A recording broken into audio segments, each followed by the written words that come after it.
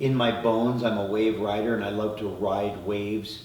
I love the sensation of riding waves. I love the act of it, the art of it, the whole experience, and I just continue to pursue that. I think that, you know, the stuff that we've been doing on these foils, the stuff that we're gonna do on these foils, you know, I just think that that's a whole new frontier. You feel the sensation of speed on another level. You just, I mean, you can go in a car and you can go down a hill on a snowboard and you can do all these things, but the sensation of speed on a wave is so magnified because everything is alive, everything's moving, and that just really creates a lot of drama, you know, a lot of dramatic intensity on your perspective.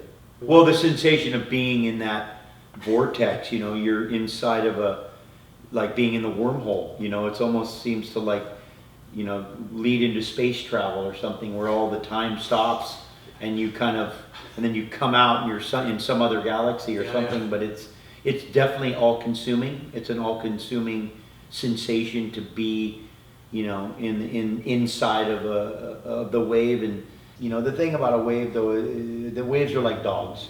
And, you know, just because the dog's not the biggest dog doesn't mean it's not the meanest dog. So you can have little mean ones and big giant nice ones, and there's all waves just have so many different characteristics. But, you know, I always say at a certain point, big is big.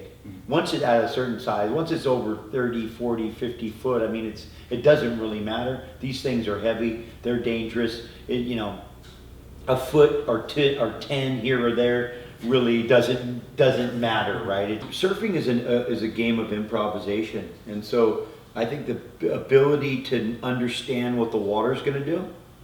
You know, I describe when you're on a wave and you're riding, that you have an ability to know what's going on behind you by looking forward, and it doesn't happen often in life that through understanding what's happening in front of you, you know what's happening behind you.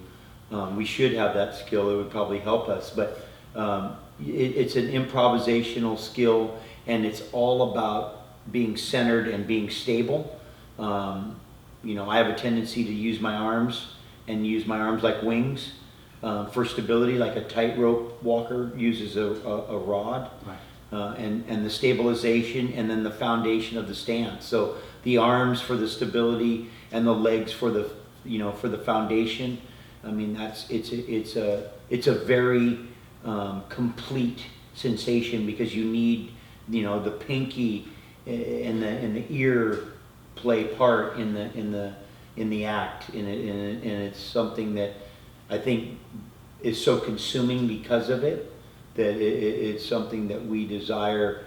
You know, as soon as you finish, you want another one, and you just can never have enough.